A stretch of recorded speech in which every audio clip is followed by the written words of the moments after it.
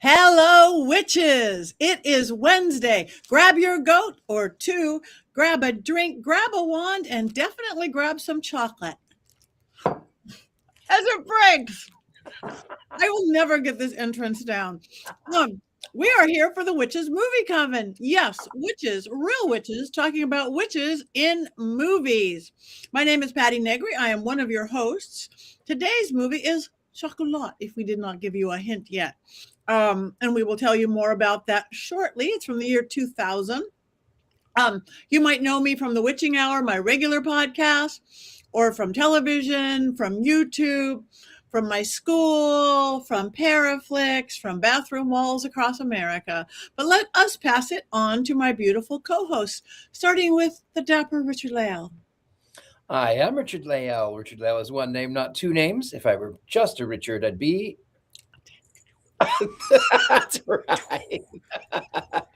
I am known as the Gentleman Psychic. I am also on Ghost Adventures a couple of times. I am at University of Magicus. I am all over. I'm everywhere. I'm really easy to find. Also, by the by, while we're here, if you would like to sleep with me, you can grab my pillow at mrcontrol.com. At some point, you might be able to get back into Patty's panties, but right now they are on hold. So, but you can be a bro witch. You can read Heather Greene's books. You could read 10 of Jason Mankey's books. You can read Dollcraft. You can get our quotes. You can do all kinds of things. Join the coven. Also hit the like and subscribe. It really goes a long way. Also, we see your comments and we love them. Keep them coming. Yes, thank you very much. Moving on to the beautiful Heather Greene. Hi, that's me. I am Heather Greene. I am the author of Lights, Camera, Witchcraft, which is right here. And it is a critical history of witches in American film and television. I am also I always do that. I am also a journalist covering all things occult, and I am a editor at Llewellyn Worldwide, working with wonderful authors, some of which are here, and some of which show up in our chat coven as well. Yes, Dollcraft, that's one of them for sure. Thank you very much. And to the golden hair locks of Jason Mankey. I am Jason Mankey. I can be found at bookstores all across America. Author of 10 books, including this, The Witch's Book of Spellcraft. Yeah, I'm also tonight a wrangler of goats. We are goat wranglers indeed. And you may recognize her, one of our absolutely favorite fill-in today, the one and only Jenny C. Bell, wearing her proper cape. Welcome, Jenny. Hello, I'm Jenny C. Bell. I have made a return after being basically fired last time. So I'm a little bit like in disguise this week. I am the author of 2 books. One of them, Divergent Witchcraft, is coming out in June. Thank you very much. Desperate times called for desperate measures, I guess. Unfortunately, our beautiful Courtney has befallen children's germs again, and she is home without a voice right now. We wish her well. We send her lots of magic and love. And we also want to thank our fellow coven member, Tabitha, who is witching out our chat room for us. So Tabitha, right there, Miss Tabitha Meadows, a psychic medium. And we want you guys in the chat room. So today's movie, again, is Chocolat. Hopefully you guys all watched it. But if not, just in case you didn't watch it, Richard-Lael, do you have an unbiased synopsis of this chocolate? And do I have an unbiased synopsis? But first, no, I'm not going to do it. I was going to put this chocolate in my mouth, and then I was going to nom, nom, nom, nom, nom the entire time, but I'm not going to do that because that's disgusting. But I will tell you about tonight's movie. So there goes the baker with the bread like always. The same old bread and rolls to sell. Yeah, something. The provincial town. Long story short, this woman and her daughter have followed the north wind, and they have always sought for home, but it is always the same story. They go into a place and they are no longer welcomed, and then the north wind is restless and they must move on. Well, it just so happens they move into this small provincial town, which is incredibly conservative.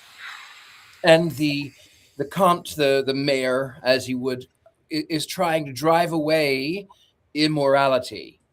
And the immorality is that she is an unwed mother and she is opening a chocolat shop on Lent, on a time that you are supposed to be giving up things. And then to make matters worse, she does not attend church and she wants to have some sort of pagan festival on Easter. And so through all of these things, everyone seems to want to push her away because, of course, the Lord Mayor is breathing down her neck and controlling the young priest to be more hellfire and brimstone against the guiles of Satan in the form of chocolate. Well, she ends up by convincing her landlord, is the first person who sort of friends her, and she finds out that the landlord's grandson is estranged from her. Her daughter has removed all visiting rights, and she restricts her son from seeing the grandmother. One thing leads to another, and then there are Pirates of the Caribbean. I mean, they're not, but they are, but they're not. They're actually Romney people, and it's not Willy Wonka and the Chocolate Factory. It is Johnny Depp, who is a Romney pirate, who's a riverboat dweller.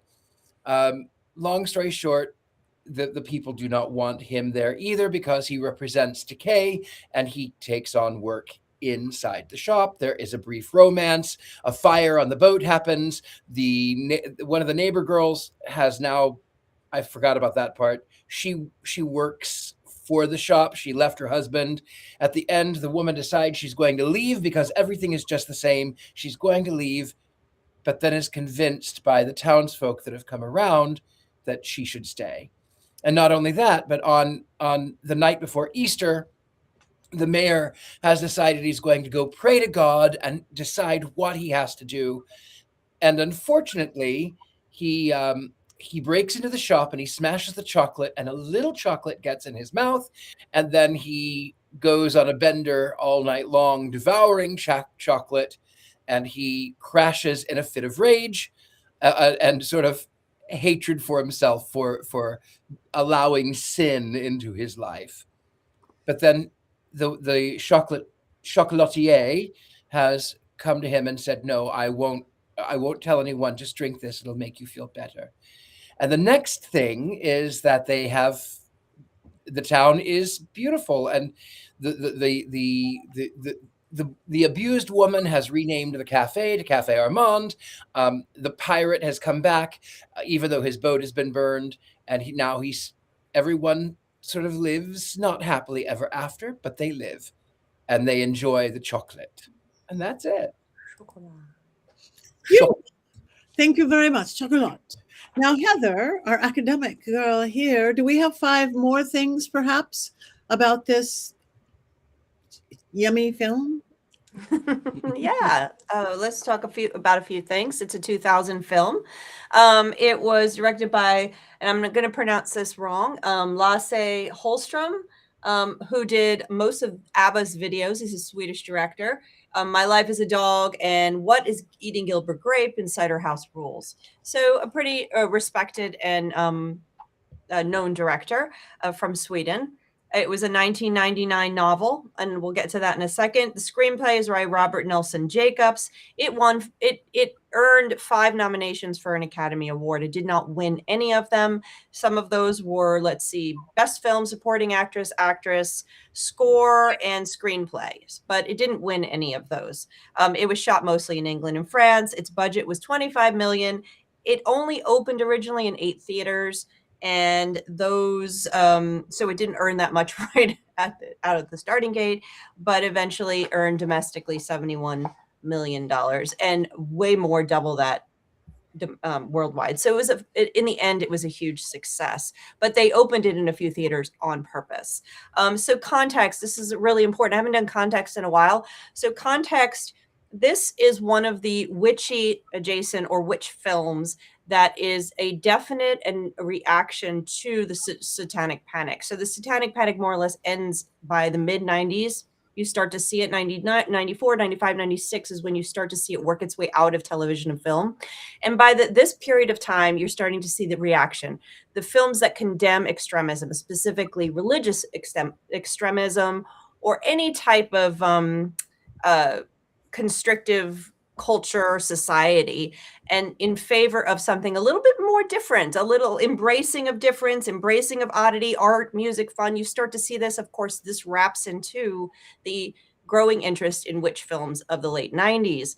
A similar film you might think of from this time is 1990 Practical Magic, which had a very similar theme. You have a small town that's very constrictive, and it eventually in the end releases itself and embraces magic and has fun and all that kind of good stuff. So you see a lot of this happening in the late 90s in reaction to the moral panic of the 80s and early 90s. And remember, just one other thing, Wicked was written at this time, another film that deals in this topic. The book was written, of course, the play was the play was 2003, so just a few years later. It's important to know that. Now, the cast, this is a big factor in a cast, in a character-driven story. The cast is huge here. Juliette Binoche, we haven't seen her yet. I don't believe she was very well known at the time. Unbearable Lightness of Being, English Patient. You have Dame Judi Dench, one of my favorite actresses. I don't even know I would not be able to list the number of movies that she is fantastic in or in at all. She did get an Academy Award for Best Actress of Shakespeare in Love, Tomorrow Never Dies. But if you look at these films, you see how versatile she is. Ladies in Lavender, A Room with the View, Cats. Oh my goodness, I don't even know how she has that on her resume. Spirited, which is recent, and one of my favorite movies, Best Exotic Marigold Hotel, if you haven't seen that one. But she's in so many others. Please check her out if you don't know her. She's considered one of the best British actresses of all time. Alfred Molina, you might know him. We just saw him in as Horvath in The Sorcerer's Apprentice when we did that. So I think the only time we've seen him, but he was in Spider-Man 2. He was in Raiders of the Lost Ark. He did a voice in Rango, Frida. Spider-Man, yes, I said Spider-Man. I'm just cheering Spider-Man. Oh, so you're just cheering. He's so good in Spider-Man 2. Sorry. Yeah, I always have to throw that in when I see it just for you, Jason. But yes, he was good. He's good. There he is. Look at him, so young in Raiders. Oh my goodness, crazy. So he's been in so many places. You've seen his face. Lena Olin, she is the wife that left her husband. Ninth Gate, Unbearable Lightness of Being, Remember Me. If you have not seen Remember Me, I'm not going to tell you what it's about. If you have seen it, don't tell anybody what it's about because it's a very, very, very, very impactful film. We'll say that. She's also plays Hilma, and I think this is maybe something we'll do in the future in the Hilma documentary or film about the artist who is the mother of abstract painting. She wrote by automatic writing. She was really into Spiritism at the time, so it's a pretty cool segue there. Peter Stormare, Swedish. He played in Fargo, Armageddon. He's the husband. You probably recognize his face. He shows up. Where is he? There he is, over in the side. John Wood, he is our dapper love interest. He is another British actor. There he is, familiar face possibly. He was in War Games way back in the day. He unfortunately passed away in 2011. Carrie-Ann Moss, and if big Matrix fans might have recognized her face. Carrie, there she is on the bottom. And Leslie Caron, I was so delighted as a classic film person to see Leslie Caron. It's just so darling. I think of her, I think of American in Paris, I think of Gigi, her dancing, and all of those old films that she did back in the day. Of course, she is the love interest. And I have lost my piece of paper to skip on. Where the heck did it go? Well, I'm doing the next one's blind. So number 4, Johnny Depp. I had to do him all by himself. He does not win the award for the actor we have mentioned the most on this show. But he is one that comes up frequently. I think we've done 4 or 5. We have films that he's been in. Did we do Alice in Wonderland? I can't remember. We did, of course, Dark Shadows. We did earlier the Chocolate Factory. Yes. The Chocolate Factory, Charlie and the Chocolate Factory. We saw him in Into the Woods. I think we did Into the Woods. He is so versatile and so over everywhere. He started in 1994. I had totally forgot the Ninth Gate that was just put up too. He started in, I believe it was 1984. I forgot he was in Platoon, Nightmare on Elm Street. I forgot he was that young, of course. Then he just started spinning, and this one comes in sort of right as that intense love affair begins with him. It's after Benny and June and Who's Eating Gilbert Grape and those, but it's before the Pirates movies. So it's right in the center. It's right when everyone started to just fall in love with him in all kinds of ways. I think it was Fear and Loathing in Las Vegas was already done by this point. So it's a really interesting time right in the center of all of that. There he is. Oh my goodness. Look at him. So young. So, and I think I just saw his latest film, 2026. He plays Louis I believe it's 15th. I can't remember the name of the film right now. It's the name of the woman. Madame Jean de Berry. Yeah, Jean de Berry. Yes. So I just watched him in that. He was excellent. Of course, he's always excellent. So I think everybody probably has a favorite Johnny Depp. Johnny Depp, thank you. Everybody has a favorite Johnny Depp movie, and so that would be my next question. But before we do that, I do want to mention that this was a book, and of course, I'm flying blind here without my notes. So I am going to. Her name is Joanne. Hold on. Sorry, guys. My paper is on. Look under your book. Tabitha psychically said, "Look under your book." No, Joanne it's not. Harris. I think it's over. I think it's probably Harris. spelled by my desk. So, I'm sorry. Joanne Harris. There you go, Joanne Harris. So I'm terrible with remembering names without my notes. So Joanne Harris wrote this book. I did not read it. It was written and released just a short time before the movie, and she actually did love the movie. The film doesn't vary a whole lot, just a little bit, but some of the characterizations I heard were good, but she was fine with it. There are sequels. The sequels are, names are escaping me, but there is 4 sequels, and she just released most recently a prequel that talks about Vivian the character of what happens before this movie. So she's kind of reinvented. There it is. There's Chocolat. She was surprised because she was really told her writing wasn't good and that nobody would want to read a book about Chocolat in a small village in France. Well, she was wrong, and they made a movie shortly after.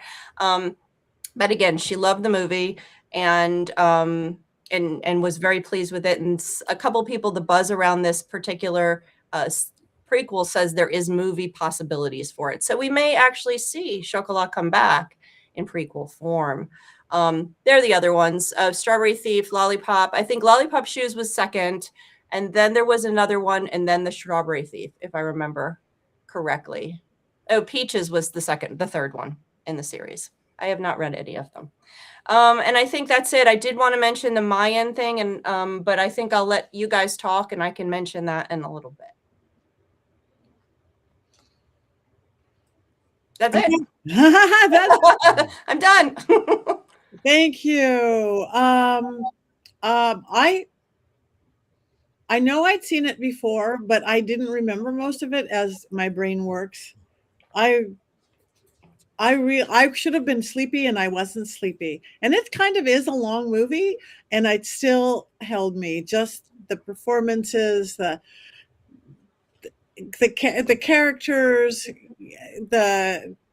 I don't know. It was like 2 a.m. and I'm like, I should be asleep, and I wasn't. So just for me, I was entertained. I was kept awake. This is one of my favorite movies that we've done in a while. Yeah, sweet. And makes me want to eat chocolate. Yeah. Chocolate. Lots of chocolate. Chocolate. Mm. I started watching this last night. I had never seen it before. And I started watching it when my wife was getting ready for bed. And she came out, she goes, "Now you're finally watching a movie that's not terrible for the show that you do. And I would have watched it with you if you had let me know. So in our house, the thumbs were up immediately, at least from Ari, my wife, who was disappointed that we did not get to spend a romantic 2 hours together watching Chocolat. And that's it. And I don't know, I was just gonna let other people talk and then save some of my other stories for later because poor Okay, Jenny let's hasn't said a word. I think it was beautiful. I really thought it was very beautiful. I was fully entertained. I was fully invested. The one negative aspect that I have is that it's from the studio and not the film perspective. So Johnny Depp's character is relatively small, comparatively speaking. He has 3 or 4 scenes.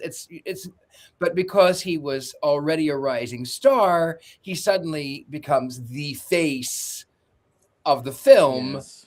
And great, fine, I get it. It sells. Pretty faces sell and big names sell. I totally understand that. But Dame Judi Dench, are you kidding me? There's not a bigger star than Dame Judi Dench. So it was the one minor thing I didn't like about it. But I understood why. It was get people here, get people to the cinema. They were also trying to make it look like a French film. And I think overall they did very well, but it's very American. There was only one French person, and that was the lead. But other than that, beautiful film. I enjoyed it. Yes. Leslie Caron is French. Yeah. The one, was there two? There were 2. Yes, the lead and Leslie. Yeah. There were 2 French actors. Just to piggyback on what Richard-Lael said, all of the advertisements and the categorization for this movie is romance.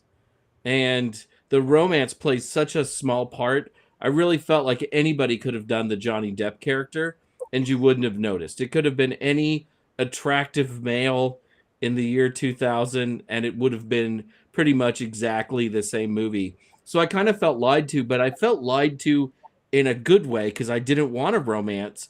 And I felt like the movie really was about the women in the film. And I wish that the advertising and the promotion had expressed that better. Yeah, but then people might not have watched it. A bunch of girls talking, an older woman, of this and that. They're going to come see Johnny Depp and beautiful Juliette Binoche eating candy. I get it. And then they get there and then they see what a beautiful movie is about women and relationships. Marketing. Marketing. It's it. You're not wrong. No. I liked it. I thought I had seen it. And then as I was watching it, I was like, oh, actually, I don't think I have. And I thought I'd seen like basically every Johnny Depp movie. And yeah, I was like, when's he appearing? I'm like pausing the movie. I'm like, it's almost an hour until he actually shows up. But yeah, I liked it. I felt like this got such a Practical Magic vibe, like a feel to it where it's like this, it's romantic in the way of it's like romanticizing life.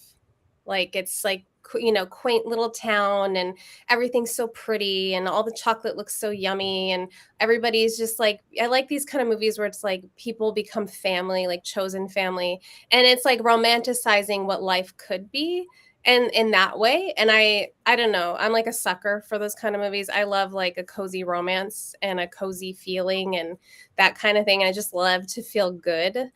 Saturday Night Live just put out like this whole fake commercial for like mom movies, and it was like a movie without conflict. And I'm like, yes, that's what I want. So it was, there's conflict, but overall it's just like you leave and you feel good. Like you get to see the little kangaroo, and I just like, this made me feel nice. I want to piggyback on what Tabitha said about the North Wind. That actually was quite an impactful thought for me. There's a classic book. I can't remember who wrote it, but it's at the back of the North Wind. And my friend Mary Jane, it meant a lot to her, and she sent me that book, and I've read it. It is the North Wind basically guides and directs this young person, and the fact that they were brought in by the North Wind, I think there had to be some sort of connection there that they had to be. And I liked at the end that she gets up spoiler alert, she gets up and goes to the window, and the wind is restless, and the wind calls for adventure, but for somebody else. I thought that was quite clever. I was think surpri- go I ahead. was surprised though. My expectations for the end of the film was that she and her daughter were going to leave and chase the north wind, and then the chocolate shop would have gone to the woman who had been helping her with it, like she was an apprentice. And the whole point is that this woman goes from repressed town to repressed town, sharing the joys of chocolate, and then giving the chocolate shop to someone that she's helped in life or something. I knew That's how you I thought it. Charlie That's and the how I Chocolate thought it was going to Factory. end. I knew you Yeah. liked Charlie and the Chocolate Factory. Oh, I knew it. no, I knew it. no, I knew it. You win, No. Charlie. You win. no. I say to you, no. Go. We haven't seen him in a while. No. I haven't had need for that until now. I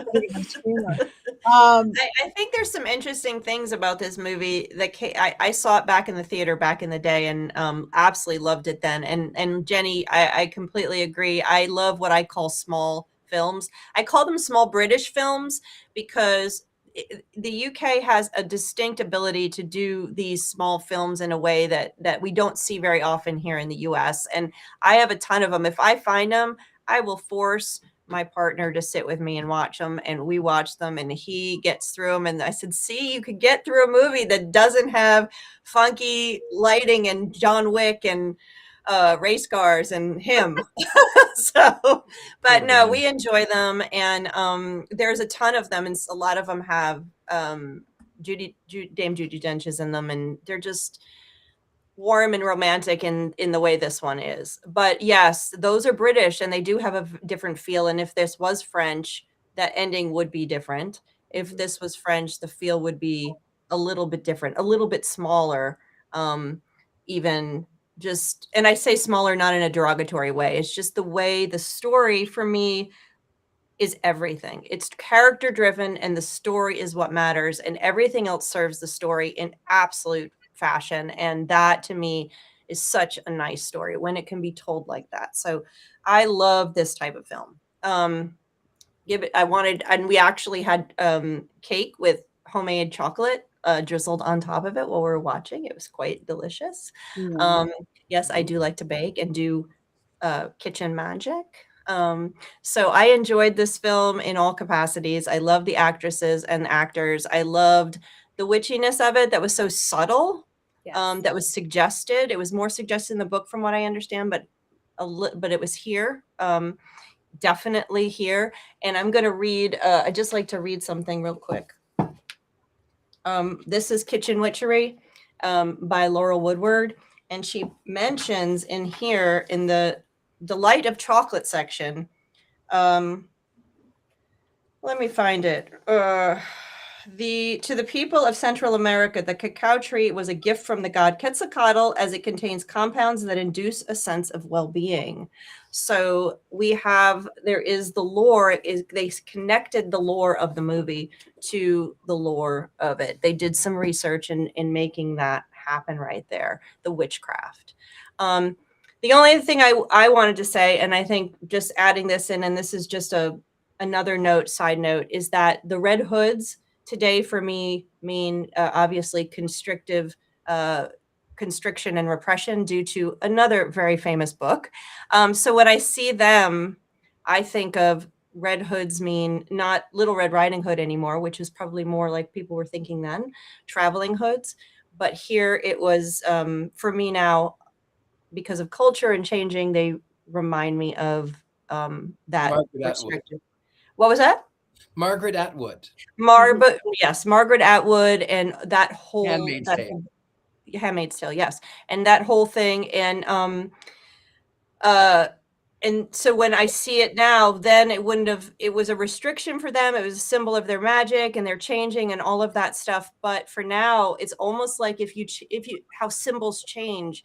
When I saw it then, it meant something different. When I see it now, I see that restriction. I think of her taking the capes off and not wearing them anymore is her removing the shackles from this lifestyle that she was forced to have.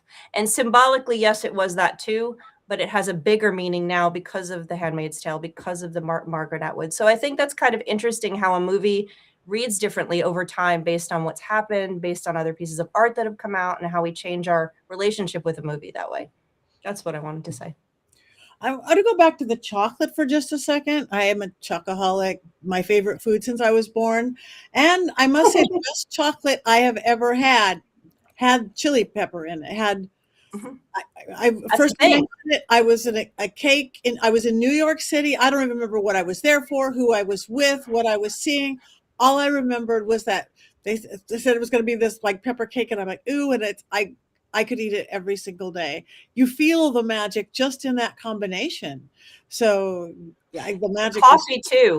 Coffee too is really good blend with chocolate. If you're making a chocolate cake or chocolate, you add a little bit of coffee. You can't taste the coffee necessarily, but it brings out the flavor of the chocolate. That's magic. That's magic. In a magic spell, one of my favorites is to take the cocoa powder, not the sugared, but cocoa powder, and put it in the bath. I blend it with vanilla and with honey and with goat milk and with oats. There's a whole thing. I come out smelling like fruit, like a cake. But the chocolate is really great in the bath because the caffeine does enliven and freshen the skin. And so there's a little amount of, even if you want to do romance magic, a little chocolate, some roses in your bath, perfect for romance magic. A little tannis root, maybe? Perfect. In the chocolate?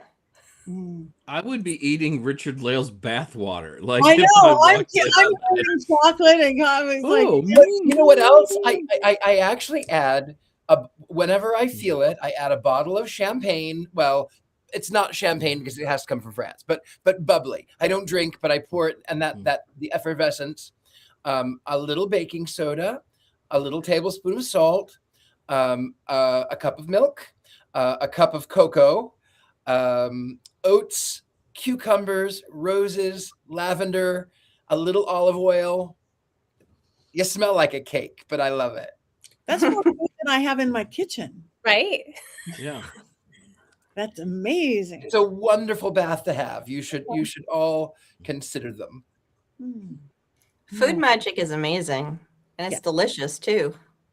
That's what got me on Master Chef was magical cooking and the concept behind it. Even though I do not know what saute means, it got me cooking for Gordon Ramsay. The concept of magical cooking. How do you fold it in? It says to fold it in. How do you fold in the cheese?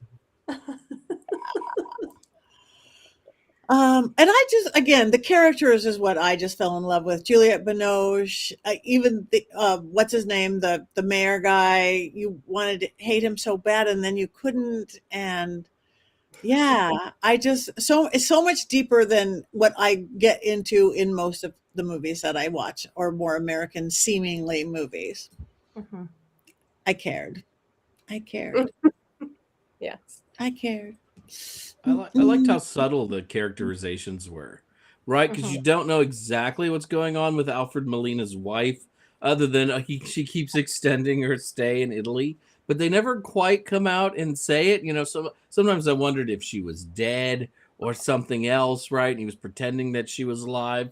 And then you just kind of find out that she ran away, which, you know, I'm oblivious, so it's probably obvious to the other four of you, but I just liked how they just let things sort of unspool slowly and didn't just jump right in. Because a lot of these movies, they just want, you know, to tell you everything about the character and you can kind of figure it out really fast.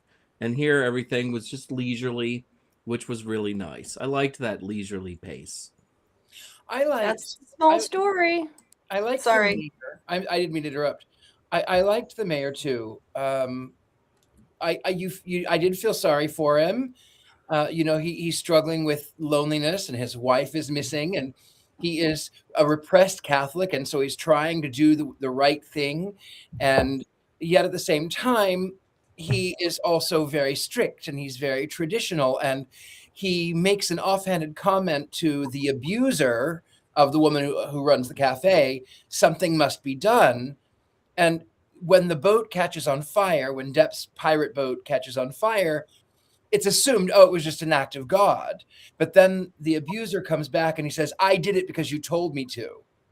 And he says, no, you did not. I cannot have that on my consciousness. No, you need to leave this town and you need to go away forever. You need to never come back. The only reason that you should even talk to me is if you're going to talk to the police and tell them what you did. Otherwise, don't ever talk to me. Don't ever come back. That's a paraphrase. But I liked that sort of, he realized the power that his words had. It was just an offhanded remark. Something has to be done.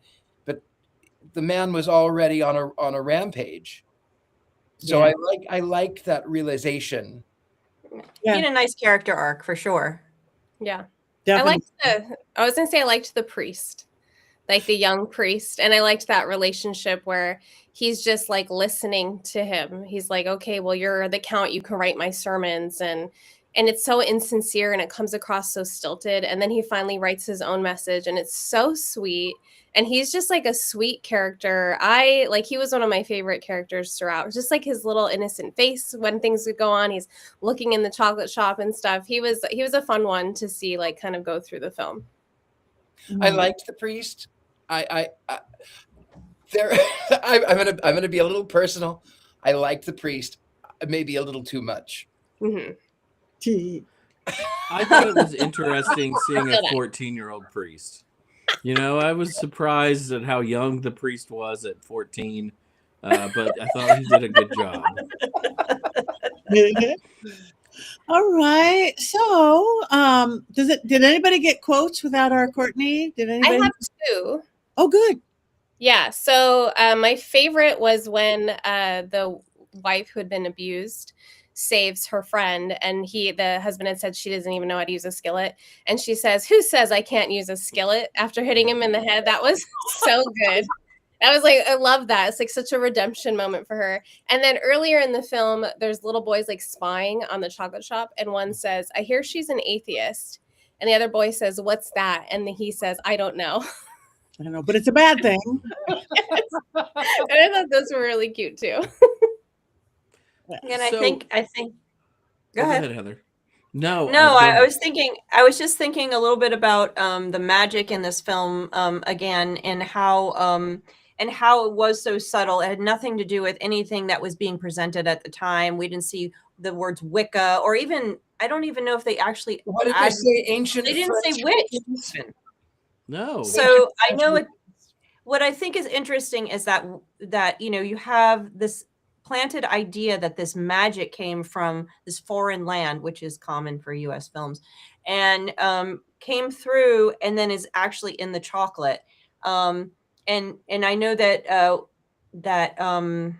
Joanna Harris said she wanted the magic to be practical. She wanted it to be real and practical. And the idea is magic is whatever you believe it is. She was quoted as saying that when she was talking about the magic and how that's important. I think it's more pronounced in the book again, but I think it's interesting. They did that round spinning thing, divination. Yeah.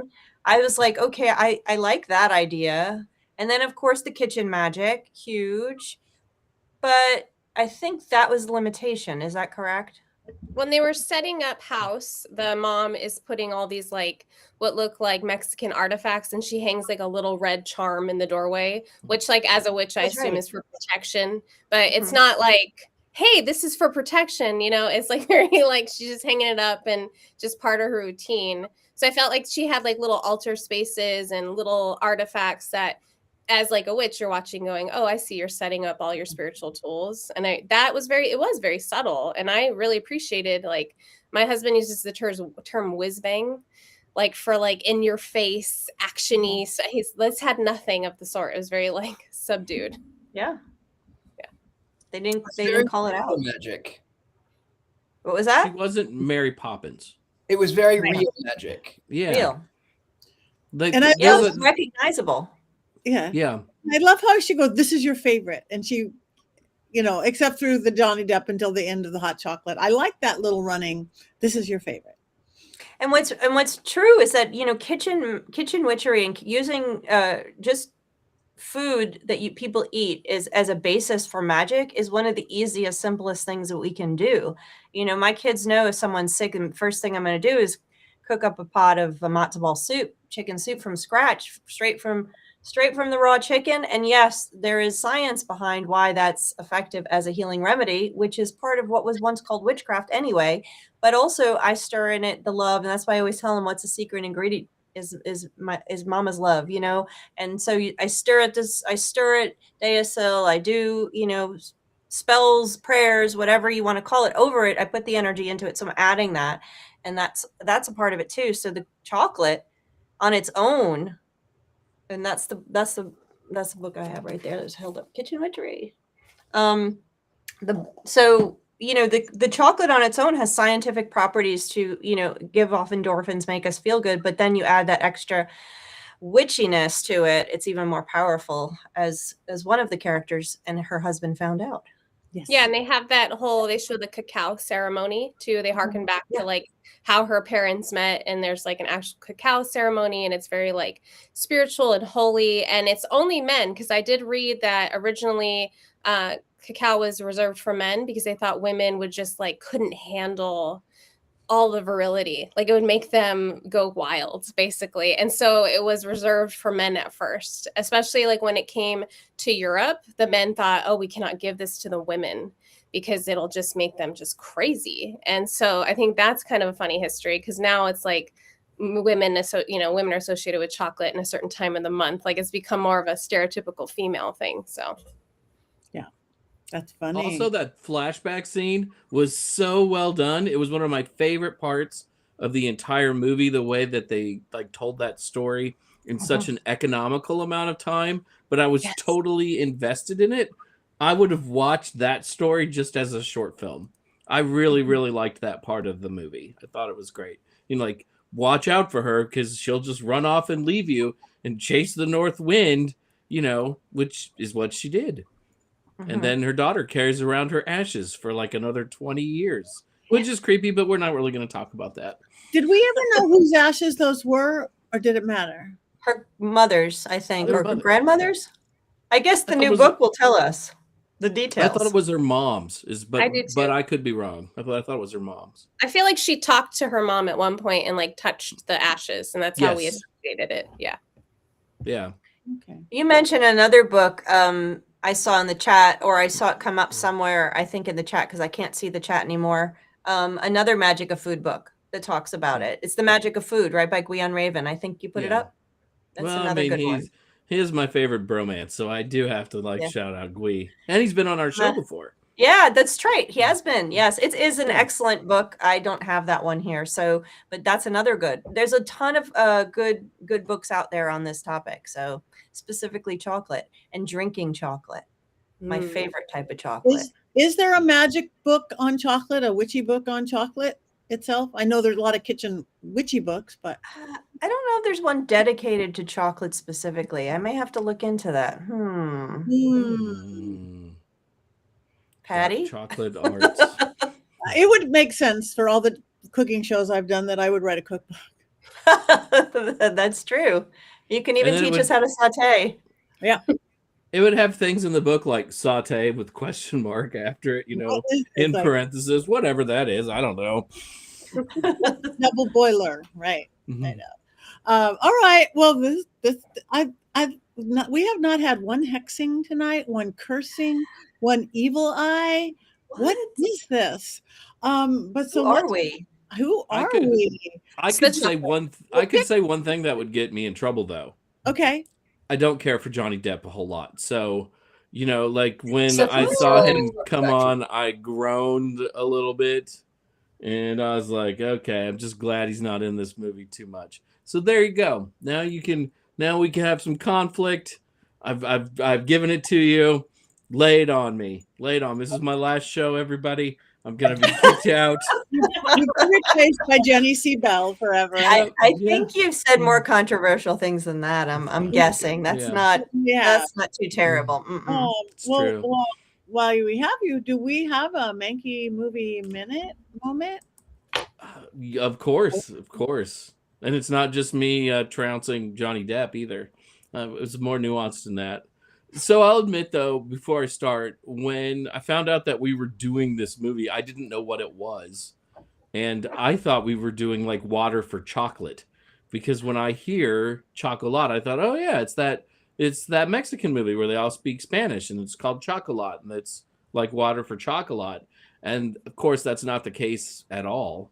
But I will say I love the name Water for Chocolate because it's like the best deal in the world. Think about that exchange rate. Here's some tap water. Give me some chocolate, you idiot. But I digress. I shouldn't talk about that other movie. But Chocolat, as we said, is kind of long, and as very little happens in this movie. Actually, 2 hours is a lot of time to devote to a story that could be told in 20 minutes.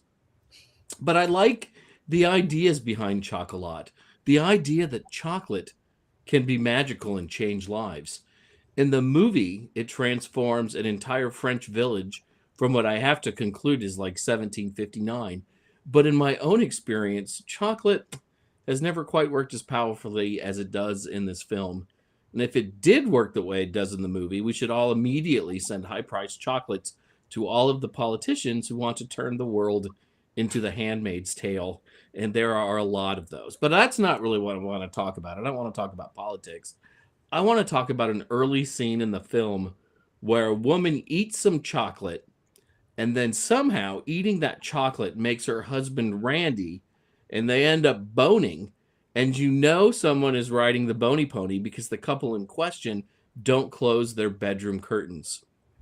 This is a great idea. Chocolate leads to boobs and butts and boning. But I think history tells a different story. If chocolate really did lead to boobs and butts and boning, my luck would have been better in high school and college, especially after certain holidays. Sure, we don't go trick-or-treating at age 19 or in our early 20s so much, but there's always candy around on Halloween. There's the candy you give away and you have some left over. There's the candy someone at your house might have collected, or the candy that you just bought because it was on sale because it's Halloween. It's always there. But sadly, apparently, eating 3 fun-sized Twix bars and paying my once-a-year respects to Mr. Goodbar does not lead to Pound Town. I think this movie might be lying to me. And then, of course, there's Easter. Here you go. Eat this entire chocolate bunny with gross-tasting eyes made of burnt sugar. After eating one of those monstrosities, at least according to this movie, it should be time to irrigate the garden and plant the zucchini. But alas, the Sunday afternoon of Easter does not turn into a holiday full of maenads and centaurs running in the town square. Where is the chocolat magic that this movie promises? And of course, that leads us to Valentine's Day, a day where you give your paramour or your beloved, or possibly both back when my life was more complicated, a box of chocolates in a sexy heart-shaped box. Perhaps the magic only works if you buy your chocolates at a French chocolate shop run by a woman who makes most of her major life choices by simply following the north wind.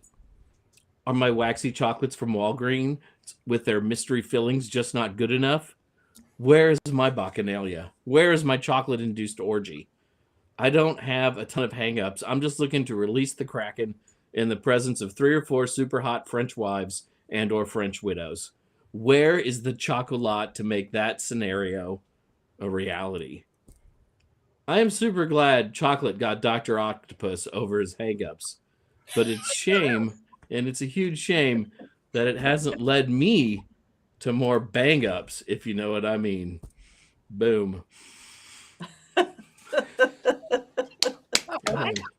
Beautiful. Always so different, always so clever. Thank you. All Always right. something. That is beautiful. So I guess the next thing to do is, this might even be a first. We will see. We never know how somebody's really going to vote, though. Find a wand. Okay, I'm going to do it with a chocolate bar. Wands up, wands down. This is dripping everywhere. No, I just kidding. The first hexing of the night was about to happen. We are all at full attention. We are erect and high chocolate yum. Okay, you guys in the chat room, we want to know. Do you know Call Me Chris and Selena Spooky Do you know Call Me Chris, Selena Spooky? Oh, I could answer that later. Selena Spooky Boo, I think. I don't know. We're voting. Vote. Wands up, wands down. Chocolate up, chocolate down. This has been leaking all over my desk right here because it broke. I haven't even got a real bite of it yet because it's just sitting in my teeth. Wands down for a movie that tells to blame witches and not sugar for Ozempic. But I must say, if you do enough Ozempic, you could eat all the chocolate you want because you don't need anything else. Not that I'm speaking from experience. Chocolate up. Oh, this is so good. Okay. Wands up. We've had one. Wands down. Velvet. Why? Velvet Laurent. Why? But I can see a wand up. Okay, go Robert. Yeah, maybe it is too much of a small romantic movie for some people, but help me. I stayed awake. All right. I'm sticky. Do we know what we're watching next week? The Bride from with Christian Bale. I believe that's the new one. Yeah, it is. The The Bride. one that Maggie Gyllenhaal. It's like her movie. Yeah. 2026. Brand new movie. Okay, good. All right. We have 9 minutes. What do we want to talk about? Magic, food, chocolate, goats. Hey, you guys, you can have goats too. Everybody out there, just go to Mystery Control, as Richard-Lael said, because you can get plain black fillet or you can get bling black fillet. Wait, he's wearing his backwards. Bling black fillet. Some of us have Private and Beautiful Scarves by Heather Greene, but you can't have those. I have a question for everybody, and everybody in the chat can chime in. Is one, what is your favorite piece of chocolate?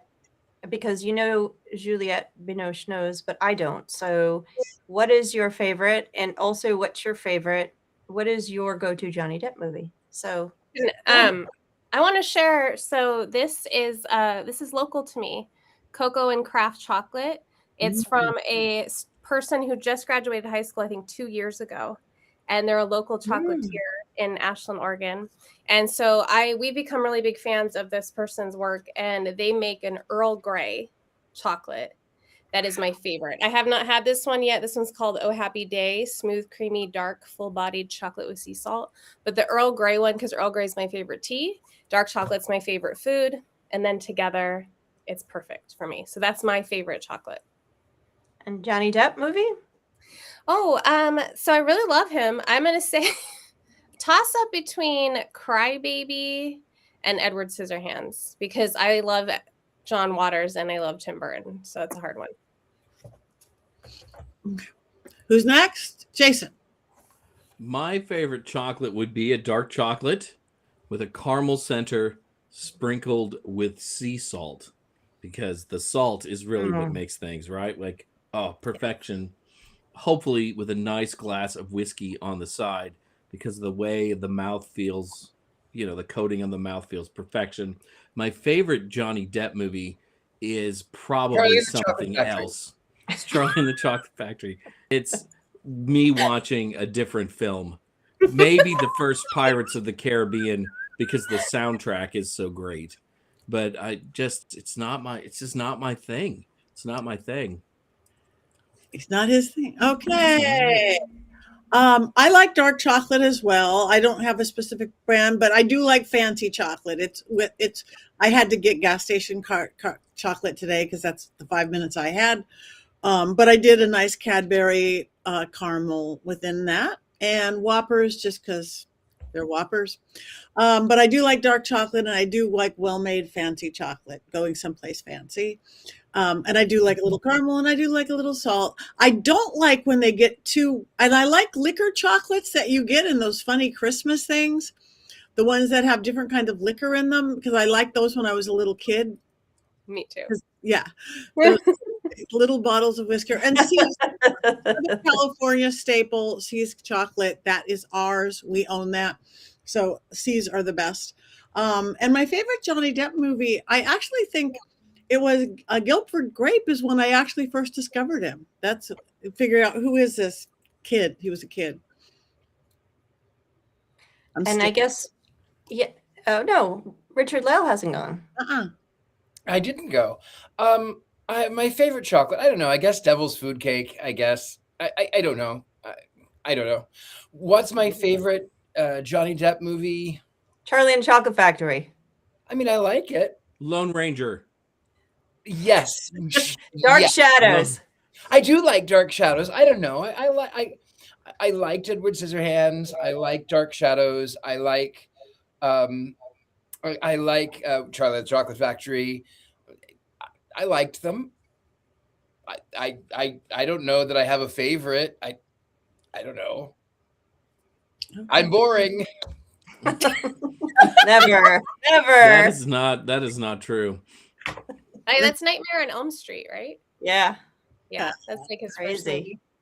Maybe All right. that's my Who favorite. hasn't gone? Have you gone? You haven't gone, Heather. Heather. No, I'm a dark chocolate fan. I won't eat I won't eat it if it's not I don't eat I'm not a big chocolate fan, so I love the dark chocolate and I like it when it's fancy. I do like drinking chocolate, which is having it in Italy when I was living in France was the best, and I can't get that out of my mind of how amazing that was. That was the best drinking chocolate ever. And but I do like just like a little treat of dark chocolate, almonds, maybe a little sea salt. Oh, that's a horrible photo. That's my homemade chocolate sauce over my homemade whipped cream in the cake, so with a strawberry. So, but it wasn't meant to be photographed for the world to see, so it's not very pretty, but it was delicious. My favorite Johnny Depp, I remember discovering him with Benny and June, so I always think of the movie Benny and June. And I also love Fear and Loathing in Las Vegas, but I love Johnny Depp, so I will watch him anytime he's in anything. I think he's one of the best actors that we have. He's brilliant. So I will watch anything that he's in, except I don't like Charlie and the Chocolate Factory. I'm with Jason on that one. He can So go your pound favorite sand on is- that one. So you're going to stand by the Lone Ranger is what you're telling me.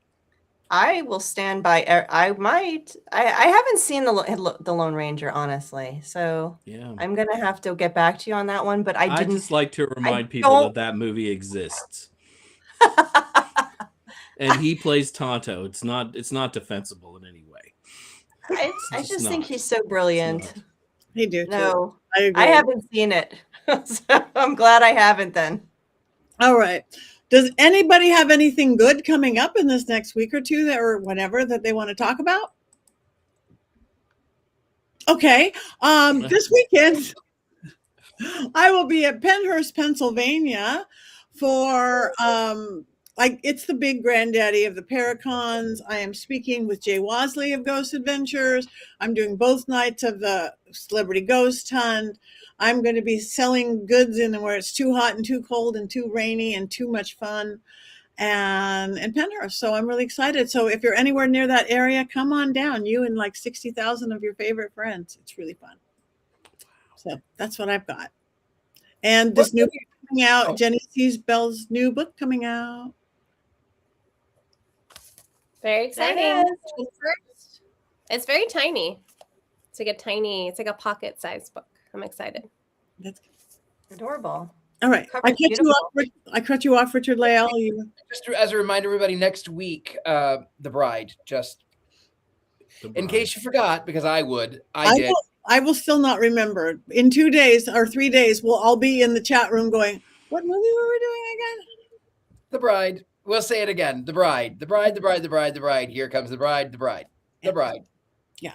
So, all right. It is that time. We are down to that last minute. Make sure chocolate is cleared from our throats and teeth and tongue. Mine isn't. So, we should have all had some hot chocolate too. Don't laugh like this. We'll be at Belle Grove and King George, VA with Sam Beltrusis next weekend. We love Sam Beltrusis, paranormal staple in our business. So go see Tabitha at Belle Grove in King George, Virginia. So And that's it.